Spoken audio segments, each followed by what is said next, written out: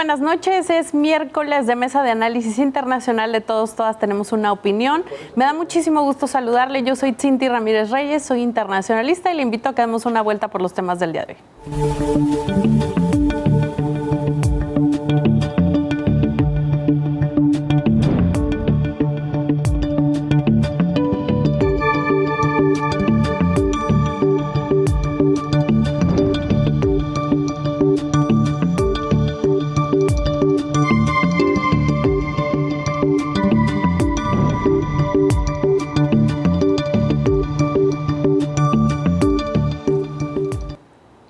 Bueno, pues muchas gracias por el favor de su atención. Me permito presentarle a nuestros analistas del día de hoy. Comienzo acá al frente, está el doctor Eduardo González Velázquez de la Escuela de Ciencias Sociales y Gobierno del TEC de Monterrey. ¿Qué tal? Buenas noches, saludos.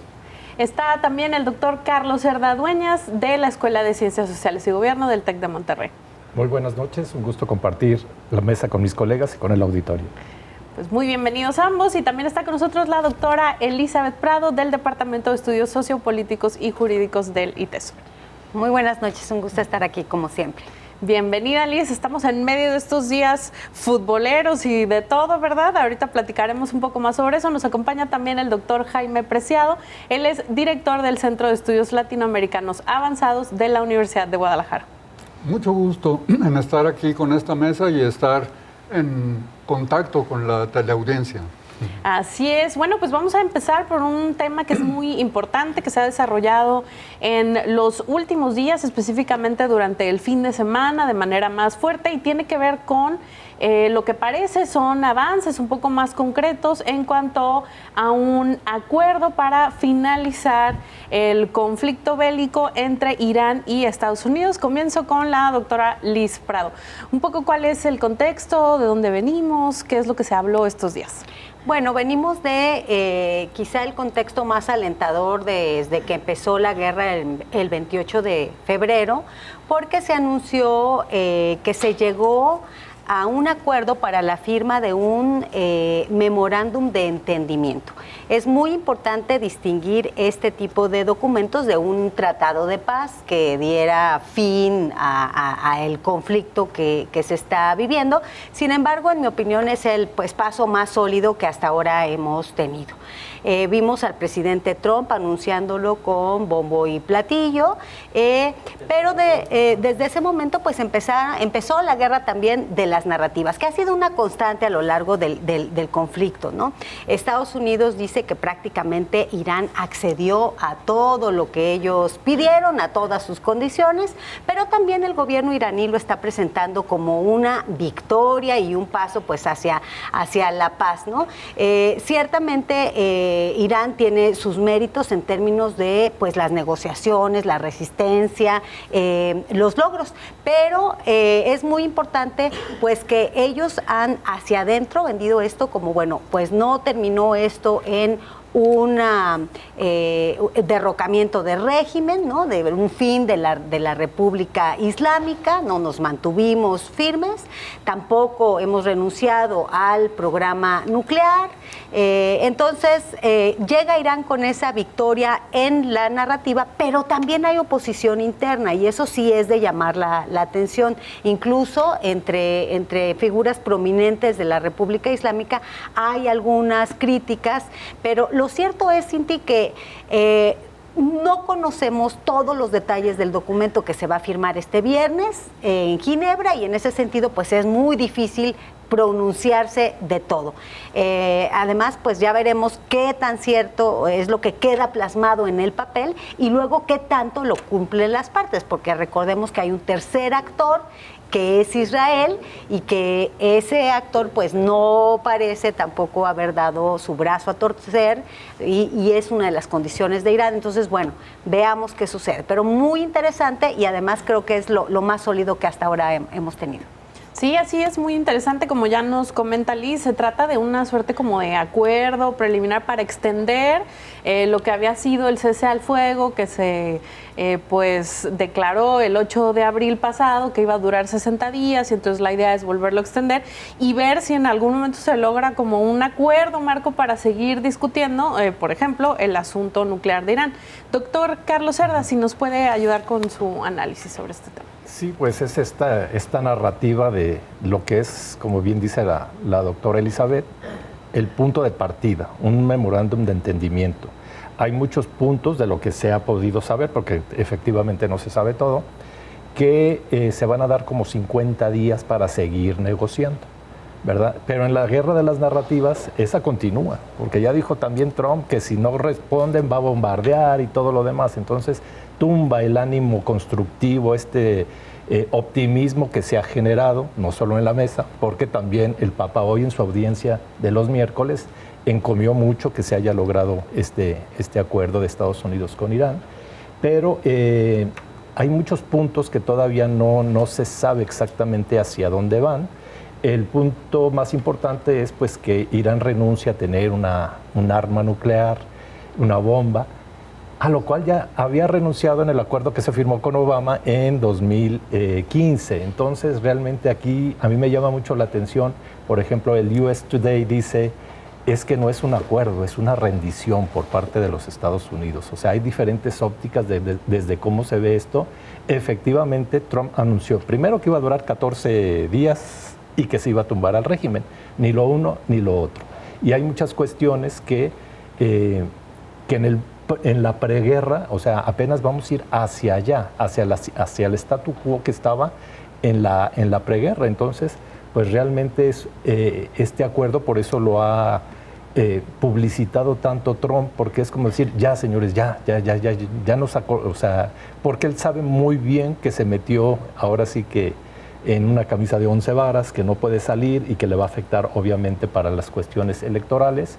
Y no se puede dejar de lado lo que ya mencionó la doctora Elizabeth, que es el tercer actor, ¿no? Ese tercer actor que puede entorpecer toda esta negociación, porque Irán no va a dar pasos si Israel no deja el Líbano. E Israel no está dispuesto, o sea, de hecho, hasta la oposición israelí ya está, o ya se manifestó en contra de muchos de los términos de este pacto. Entonces, pues es el punto de partida, como dije al principio. Así es, querido Jaime.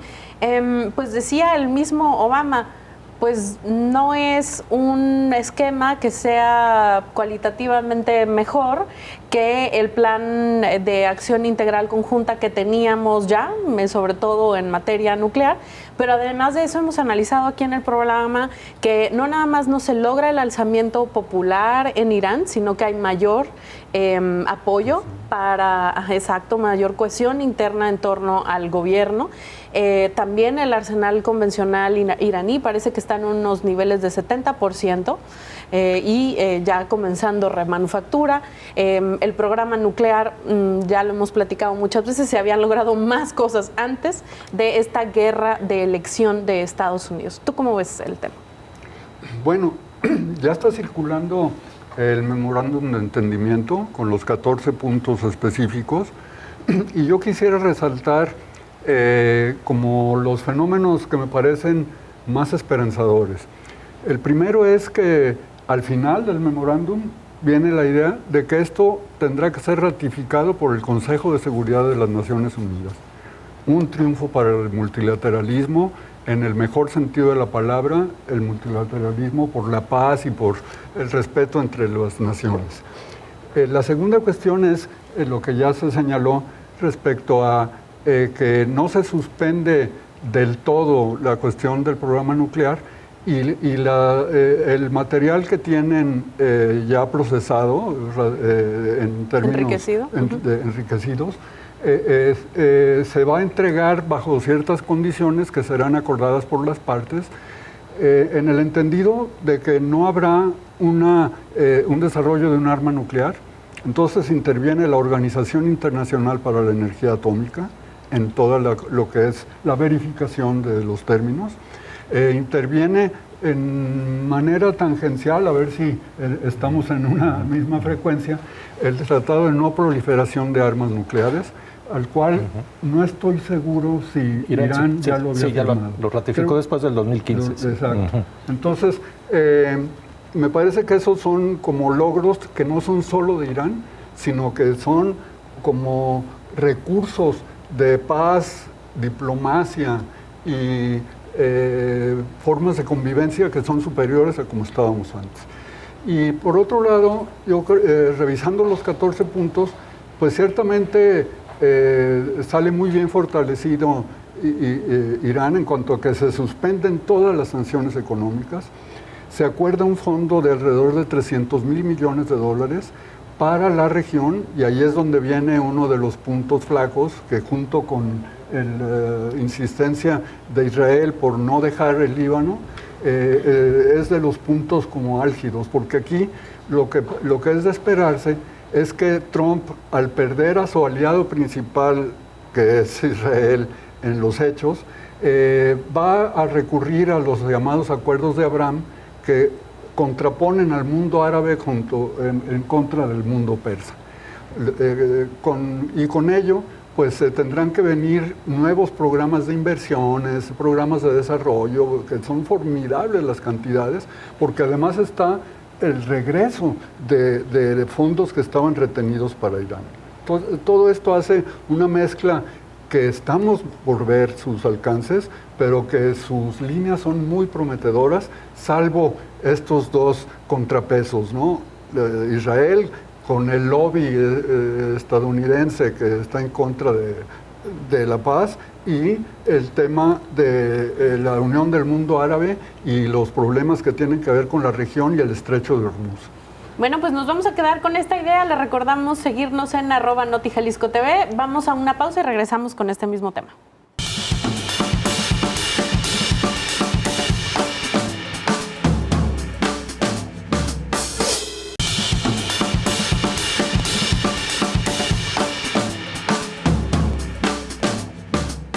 Bueno, pues nos quedamos platicando acerca del acuerdo entre Estados Unidos e Irán para el fin de las hostilidades. Se firmará un memorándum de entendimiento en Suiza el día viernes. Quiero ir con Lalo González porque hay una serie de elementos muy importantes en este caso.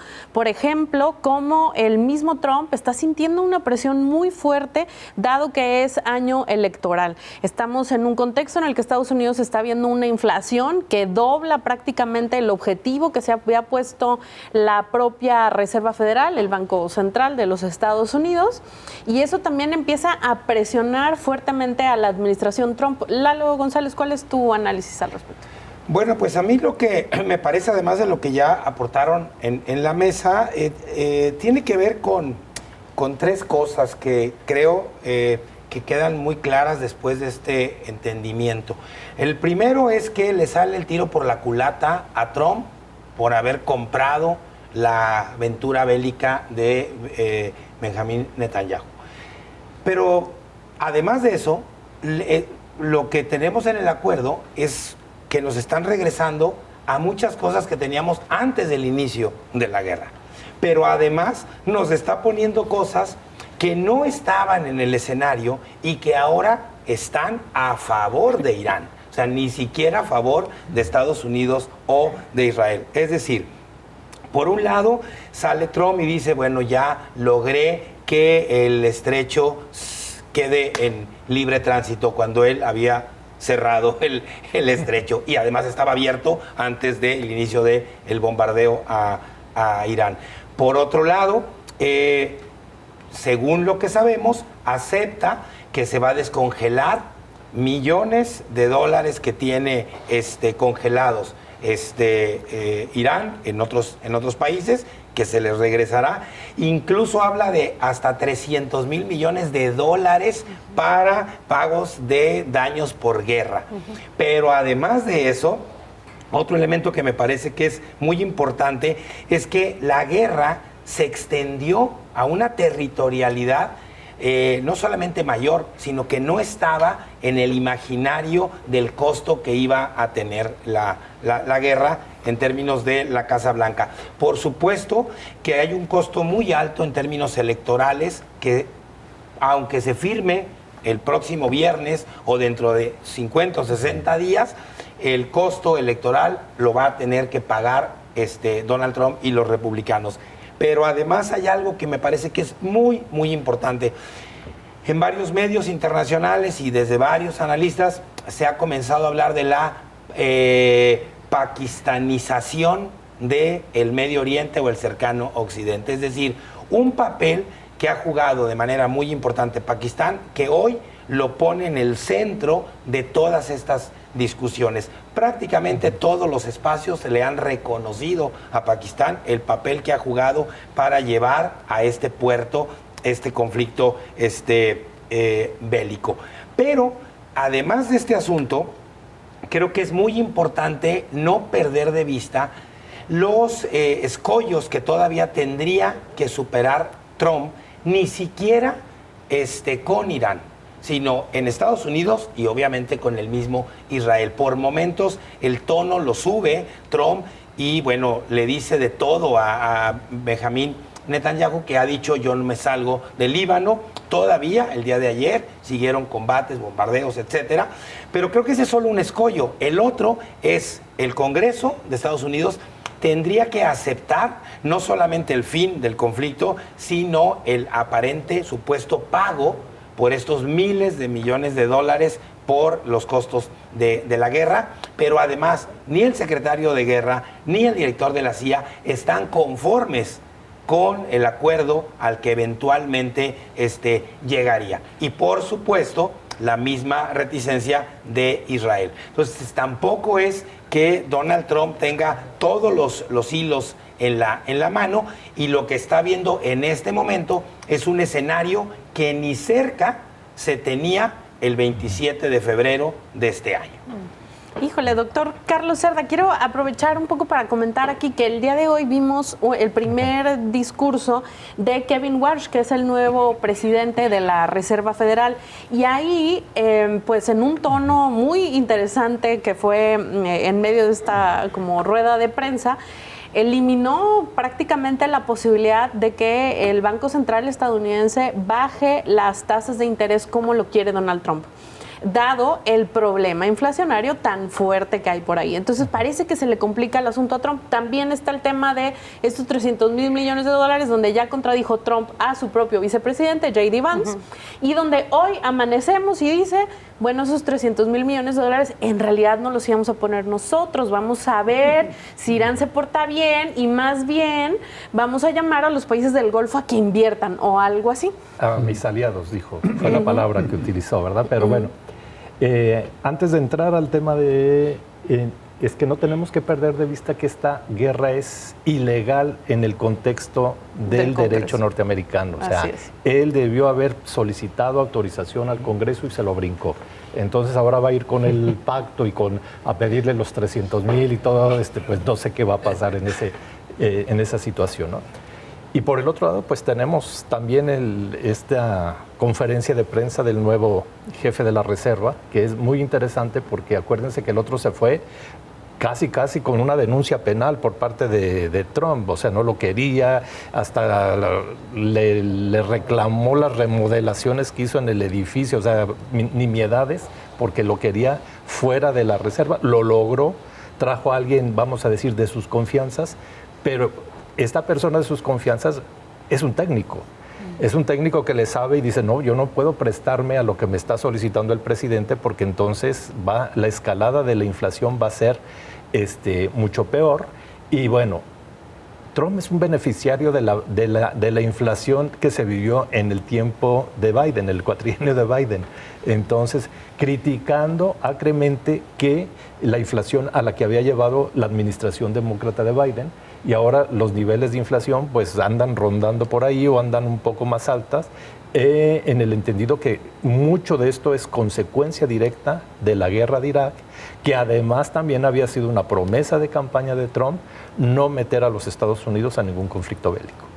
Entonces la campaña fue antiintervencionista y además con la promesa de controlar la inflación de la administración Biden, querida Liz.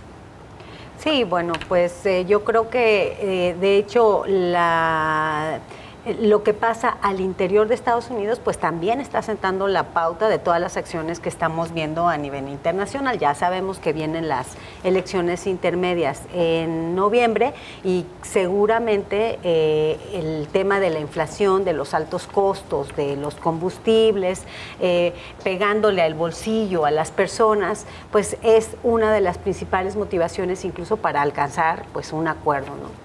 Quisiera quedarme contigo para ver si nos ayudas a comentar algo que está muy relacionado con esto, que tiene que ver con una reunión. Fíjese usted que se está dando la cumbre anual del G7. El país huésped ahora es Francia. Hemos visto por ahí a Emmanuel Macron en Evian-le-Bain recibiendo a los distintos mandatarios. Es la 52ª reunión y uno de los temas importantes tiene que ver con seguridad. Está el tema de Ucrania, pero también fuertemente el tema de Irán. ¿Qué más nos puedes contar sobre la reunión? Pues sí, es una reunión muy importante porque reúne a las 7 economías más grandes, menos China, ¿no? Entonces eso es muy, muy importante porque mucho de lo que pasa en el mundo de la agenda económica y de la agenda pues incluso bélica que hemos visto desde que Donald Trump llegó al poder, está georreferenciado en China. Entonces, pues es una reunión muy importante porque estos líderes se reúnen en un ambiente que yo creo que es tenso justamente por los conflictos que estamos viendo, pero no olvidemos tampoco las recientes guerras comerciales que le han pegado prácticamente a todos los países del mundo, con un Donald Trump muy crecido que llegó y pues empezó a dar sus tradicionales espectáculos, sus despliegues de poder. Por ahí creo que en algún momento dijo, yo soy el jefe, ¿no? O sea, I'm the boss. También enfrentando, bueno, no enfrentando, pero por lo menos reencontrándose con líderes con los que ha tenido tensiones. Se hablaron de temas importantísimos. La guerra en Ucrania sigue siendo muy importante para Europa, sobre todo el tema de seguridad, el tema de inteligencia artificial. Los ambientalistas están muy enojados porque no se tocó un tema que es tan relevante, pero ya sabemos que esta es una agenda también que a Estados Unidos pues no le interesa mucho. Entonces, bueno, pues por ahí estuvimos viendo estos 2 días, del 15 al 17 de junio, esta reunión tan importante. Querido Jaime, justo sobre esta reunión, pues hay presión por parte de Macron para meter el tema del Líbano en el acuerdo con Irán, es decir, una forma indirecta de presionar a Israel, entre otras cosas. ¿Cómo has visto tú? Sí, yo creo que eso responde a manifestaciones que ya se estaban dando en el plano, por ejemplo, del reconocimiento del Tribunal Penal Internacional en relación con la demanda contra Netanyahu, y que Trump llega en un ambiente así como de reconocer cierto espectro del multilateralismo. Entonces eso es aparentemente esperanzador, pero sin embargo conspiran en contra de eso las condiciones en las que el G7 se sigue desenvolviendo con el viejo proyecto atlantista. Es decir, los enemigos son Rusia y China, se alientan las medidas de coacción económica en contra de Rusia y se lanza una suerte de declaración de guerra económica por el hecho de las materias primas raras y todo lo que tiene que ver con la inteligencia artificial y la economía digital. De ahí que esta reunión pues fue muy orientada por ese clima, digamos, de un atlantismo en el cual ya no participa Trump, pero que tiene que ser reconducido por el hecho de que internamente han cambiado también mucho las condiciones en Estados Unidos y en Europa misma. Muchas gracias, querido Jaime. Regresamos con este tema, vamos a una pausa y volvemos.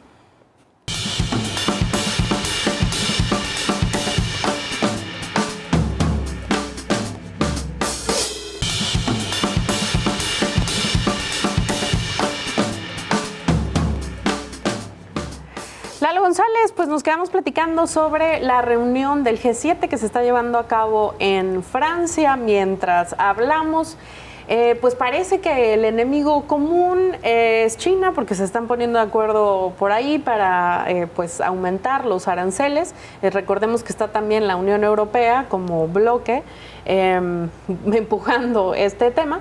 En cuanto al enemigo de Rusia, eso no está tan claro, ¿no? Que como ya mencionábamos ahora con Jaime, el mismo Trump en algún momento en 2019 hacía un berrinche y decía tenemos que regresar a Rusia a la membresía del G7 en lo que fue el otrora G8. ¿Tú cómo ves la reunión? Pues a mí me gustaría comentar en términos históricos 3 momentos que a mí me parece que son importantes abordar. El primero es que, regresando con el asunto de Irán, yo sigo insistiendo, pues que ya hace muchísimos años, varias décadas, Estados Unidos dejó de ser una potencia hegemónica para convertirse en un poder hegemónico. Y el inicio de este proceso se da precisamente a mediados de los años 70, después de la derrota en Vietnam, y es en 1975 cuando se da la primera reunión, esta del G7, que hoy por hoy a mí me parece pues que es una reunión bastante desangelada y con muy poco peso en términos globales. Es decir, lo que yo veo ahora es que hay mucho mayor fuerza en este grupo, que si bien oficialmente no existe, pero que muchos lo mencionan como el G3, China, Rusia y Estados Unidos, y que en todo caso Estados Unidos buscaría que fuera solo un G2, es decir, China y Estados Unidos. Y el otro elemento que me parece que es importante de la reunión, pues recordando al secretario de Gobernación, Reyes Heroles, cuando decía forma es fondo, esa fotografía que se publica en las redes donde prácticamente todos voltean a verse entre ellos y nadie voltea a ver a Trump, pues me parece que es una muestra muy clara de este poder bastante reducido que tiene en este momento el gobierno de Trump a nivel internacional. Sí, muy interesante también las invitaciones a países que no forman parte del G7 formalmente. Está Brasil, India, por ejemplo, pero Macron se encargó de invitar a Qatar y a los Emiratos Árabes Unidos, ¿verdad? Entonces eso no es casualidad. Me quisiera quedar contigo, Lalo González, para platicar sobre el siguiente tema. Fíjense ustedes que se anunció en días pasados un paquete de reformas por parte de Miguel Díaz-Canel, el presidente de Cuba, en medio de todas estas presiones que se han acrecentado este año por parte de Estados Unidos contra la isla. Le han llamado Programa Económico y Social y pues incluye algunas cosas que son por ahí interesantes, pero a ver si nos ayudas a entender. Bueno, sí, efectivamente es tal la asfixia que está sufriendo el gobierno de Cuba y su población a manos de estos bloqueos ya por todos lados del gobierno de Trump, que Díaz-Canel pues lanza este nuevo paquete de reformas para pues llevar un poco de ayuda y oxígeno a la población y a la economía cubana en general. Para entenderlo me parece que es importante pues tomar al menos 4 momentos, desde el primero, que es ya en los años 80 del siglo pasado, que conocimos como el periodo especial, cuando el bloque ex socialista comienza a derrumbarse, los apoyos que recibía Cuba también, y entonces la isla entra en un periodo que ellos le llamaron periodo especial, con una serie de reformas y de acomodos en la economía.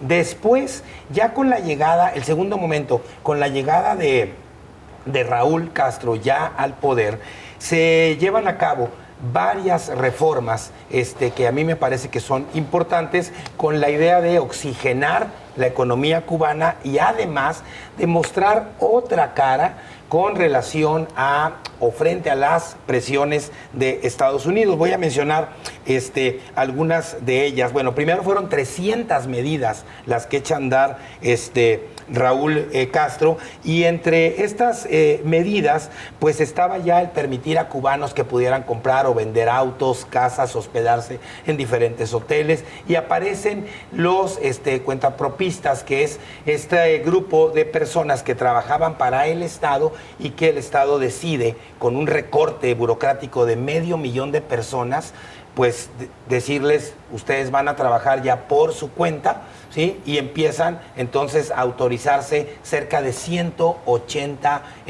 oficios que estaban, pues digamos, no prohibidos llevarlos a cabo, pero sí tenían que ser dentro de del Estado, ¿no?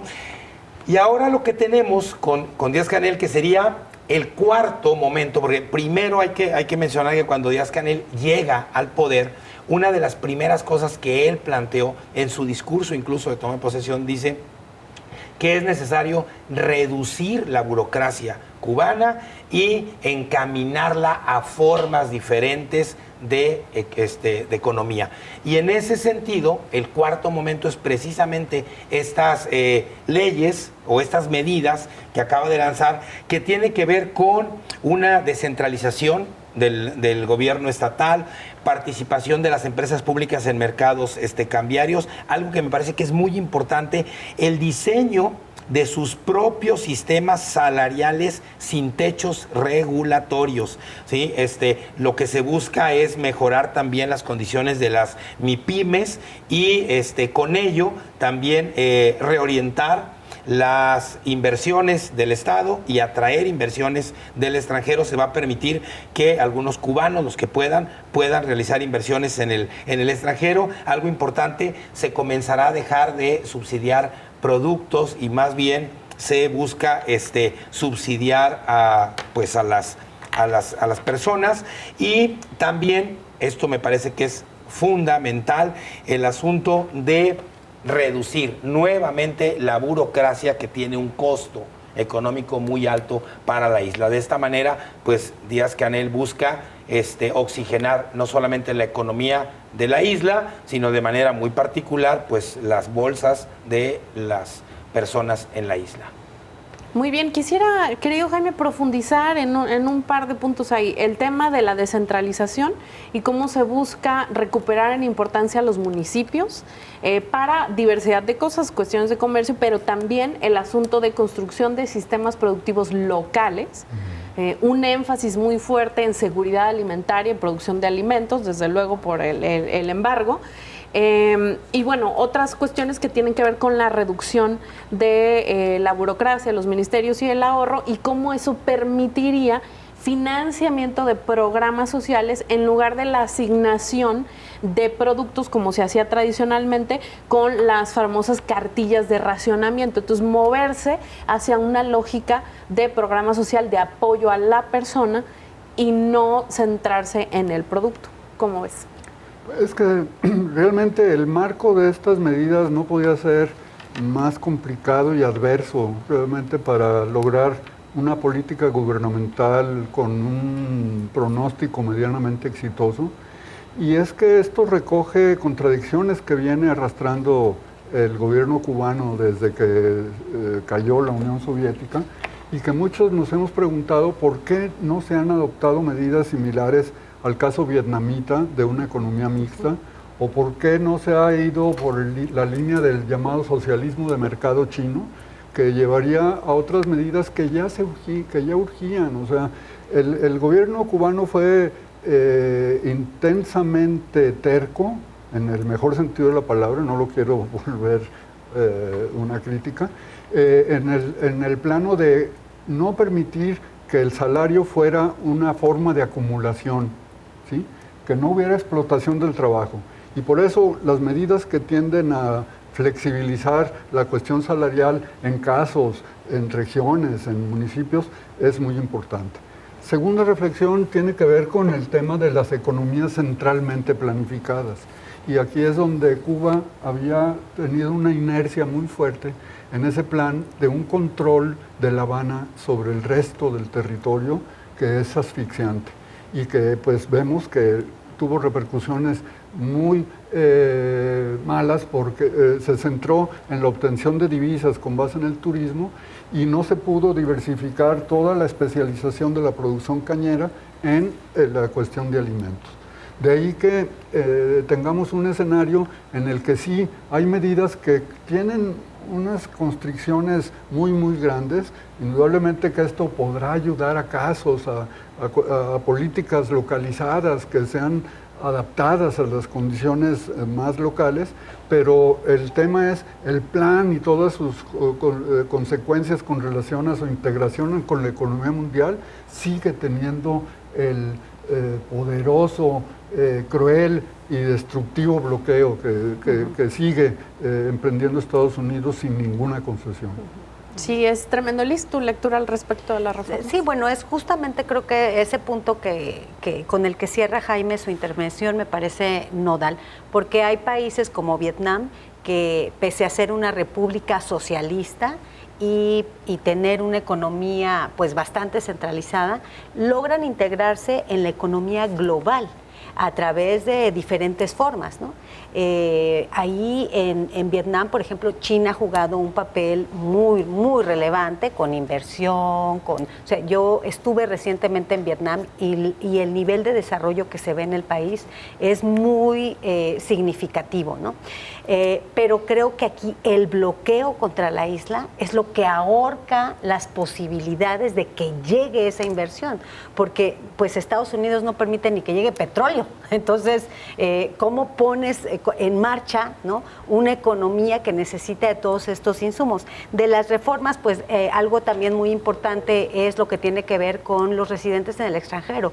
Parece que Cuba estaría apostando también un poco a que la diáspora invierta, mande, y relajó un poco las medidas para que esto sea posible.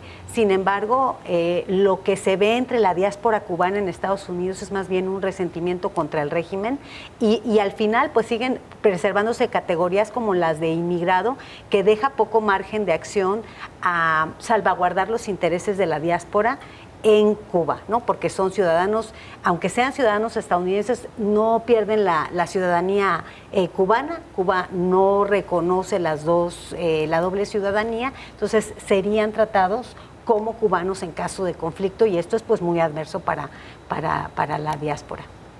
Híjole, bueno, pues decía Miguel Díaz-Canel, presidente de Cuba, no todo lo podemos decir claramente porque el enemigo está acechando. Vamos a una pausa y volvemos.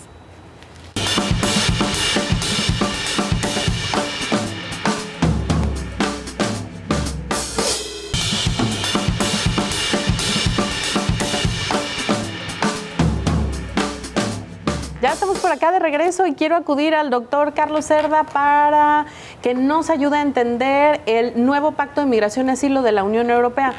Un proceso de negociación larguísimo, doctor, después de las crisis migratorias tremendas desde 2015, 16, si no me equivoco, y bueno, pues que entra en vigor recientemente. ¿Qué es lo que implica? ¿Cómo lo podemos leer en el contexto político europeo actual?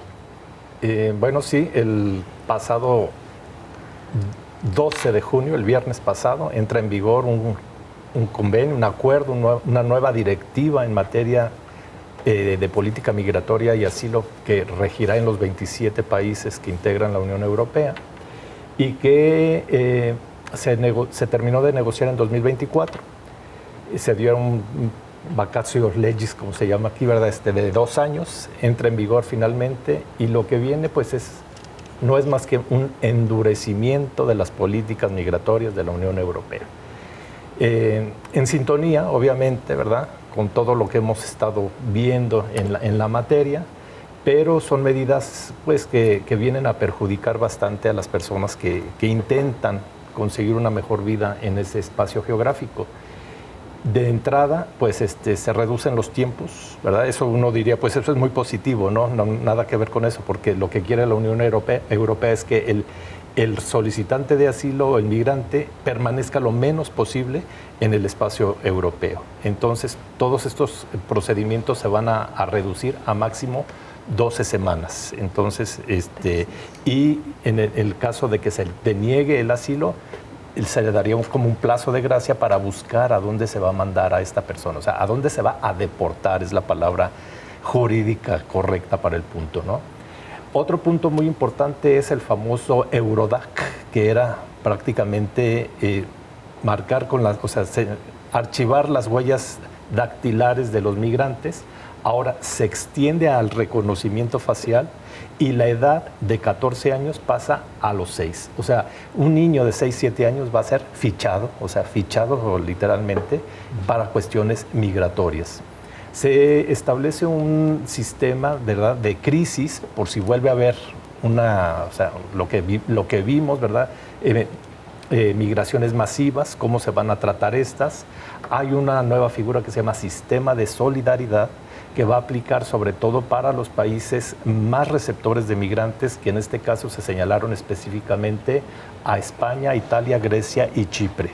Entonces ellos van a recibirlos, pero se los van a repartir entre todos. Ahora es una obligación, porque antes no lo era. Ahora va a ser una obligación, y si un Estado no los quiere recibir, lo podrá permutar por un pago, podríamos decir, por una compensación de 20,000 euros por cada persona que vaya a retener en su territorio.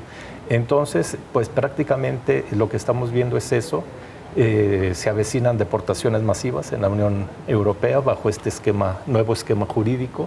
Creo que es bastante preocupante. Y sí lo quiero enlazar al referéndum, ¿verdad? Como paréntesis, ¿verdad? Que hubo el domingo pasado en Suiza, promovido por la ultraderecha suiza, para que Suiza no pase de los 10 millones de habitantes, ¿verdad? Actualmente tiene 9,100,000 habitantes. Se fijan como límite 2050 para que no pase de 10 millones de habitantes. Entonces, eso indicaría que cuando llegaran a los 9,5 millones se aplicarían medidas que tendrían que ver con, otra vez también, el cierre de fronteras, deportaciones de migrantes, y aquí implicaría mucho porque Suiza es parte del espacio Schengen. Entonces, prácticamente sería una salida del espacio Schengen. Afortunadamente, el pueblo suizo rechazó esta propuesta, el 55% se manifestó en contra de esta disposición, y el 45%, que es muy alto todavía, sí votó a favor. Y también, ya por último, ¿verdad? Las leyes que se aprobaron en Suecia el lunes pasado son 2 leyes. Una ley que las dos tienen nombres irónicos. Uno se llama de buena conducta, porque si un migrante, un refugiado que ya tenga ese estatuto no paga deudas o se alía con con grupos extremistas, va a ser también expulsado de Suecia, que es parte de la Unión Europea. También le aplica el acuerdo migratorio, ¿no?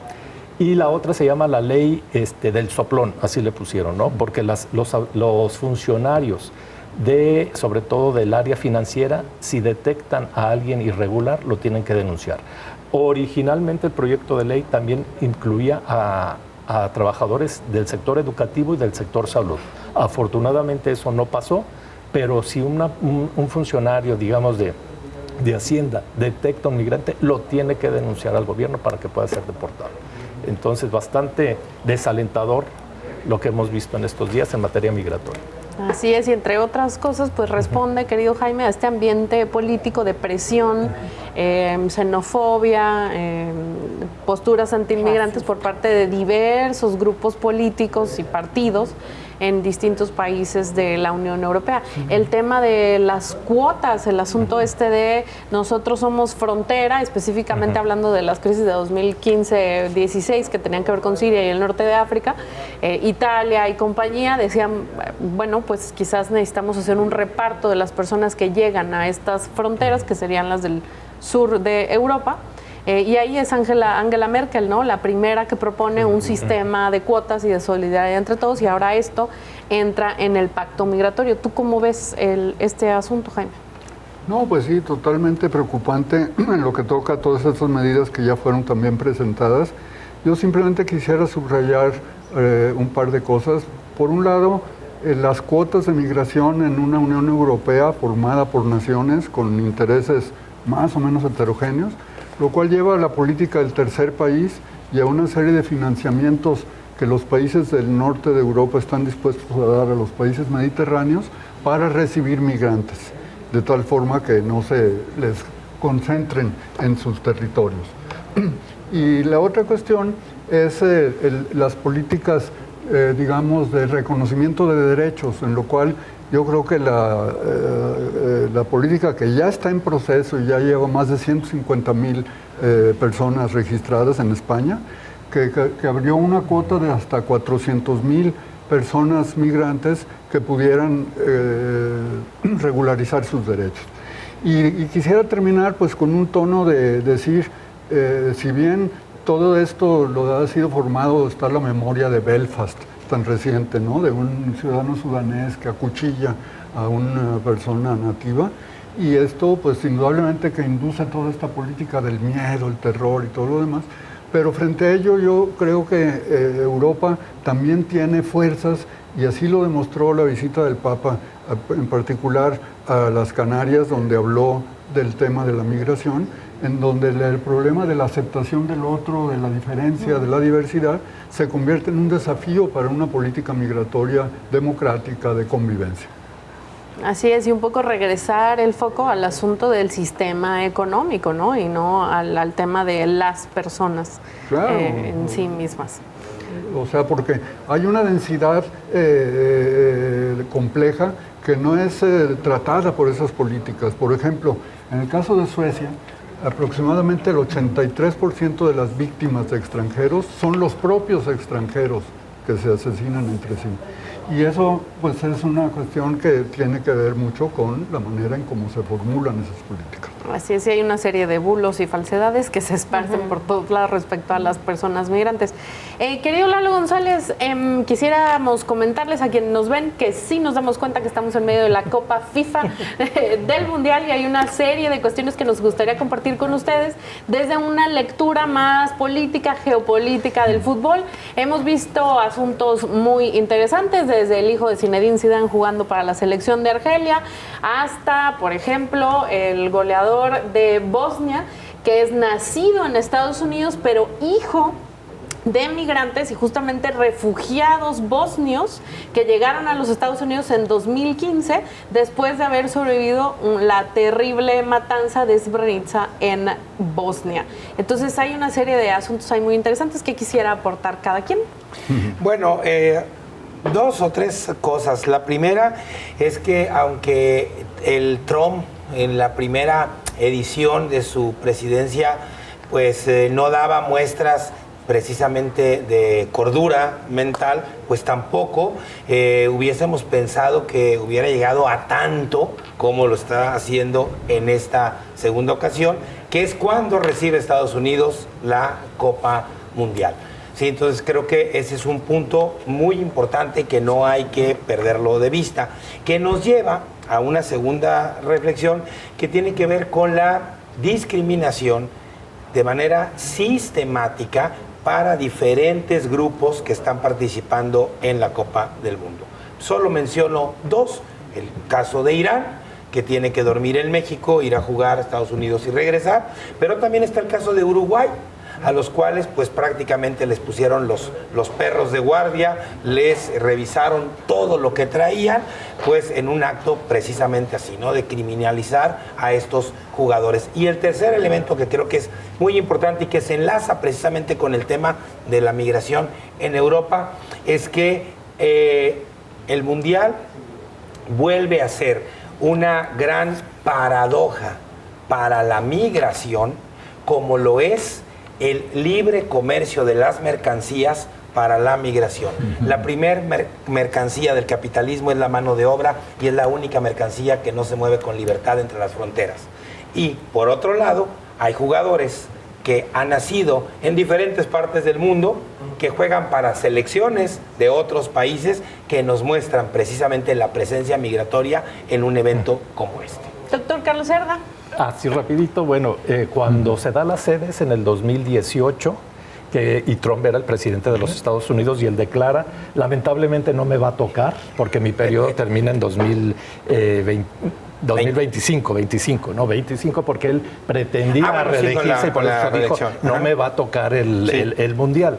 Y yo quiero agregar a los casos de discriminación el del árbitro somalí, que no lo dejaron participar. Yo creo que es así, o sea, creo que esa parte tenemos que mencionarla.